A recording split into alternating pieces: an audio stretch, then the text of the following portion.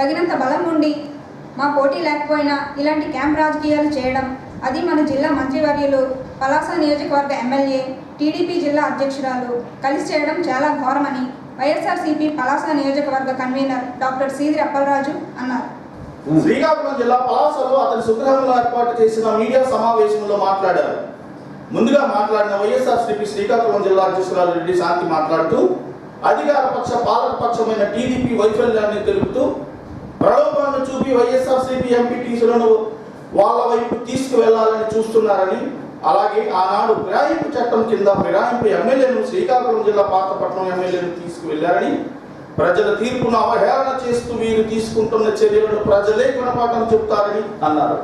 అలాగే డాక్టర్ సీదిరి అప్పలరాజు మాట్లాడుతూ జరుగుతున్న సంఘటనలు ప్రజలు చూస్తున్నారని, దీనికి తగు మూల్యం చెల్లించాల్సిన సమయం దగ్గరలోనే ఉందని అన్నారు. కార్యక్రమంలో జిల్లా వైసీపీ అధ్యక్షురాలు Reddy Shanti, Palasa YSRCP convener Seediri Appalaraju, Palasa municipality YSRCP convener Duvvada Srikanth, Palasa municipality YSRCP అధికార ప్రతినిధి బల్లగిరిబాబు, కౌన్సిలర్ బోర కృష్ణారావు, మిగతా పలాస వైఎస్ఆర్సీపీ కౌన్సిలర్లు, మందస వైఎస్ఆర్సీపీ ఎంపీటీసీలు, నియోజకవర్గ నాయకులు పాల్గొన్నారు.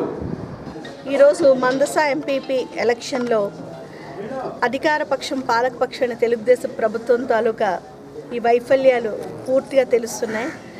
శ్రీ వైఎస్ఆర్సీపీ పార్టీ తాలూకా ఎంపీటీసీలను వాళ్ళ అభద్రతా భావంతో వాళ్ళ వైపు తీసుకువెళ్ళాలని, వాళ్ళని ప్రలోభాలు పెట్టి బ్లాక్మెయిలింగ్ చేస్తూ వైఎస్ఆర్సీపీ ఎంపీటీసీలకు వాళ్ళ స్వప్రయోజనాల కోసం మీకు సహాయం చేస్తామని చెప్పి అటు సైడు తీసుకెళ్ళడం అనేది ఇది చాలా ప్రతిపక్షంగా మేము ఖండిస్తూ, ప్రజలు ఈ విషయాలన్నీ గమనిస్తూనే ఉన్నారు. మీరు చేస్తున్న ప్రతిపక్షంకి మీరు చూపిస్తున్న ఈ దుష్ప్రవర్తనని, అలానే ప్రజా క్షేత్రంలో ప్రజల తీర్పుని, అంటే ప్రజా తీర్పుని మనం భగవంతుని తీర్పుతో మనం అందరం కూడా దాన్ని యాక్సెప్ట్ చేస్తాం.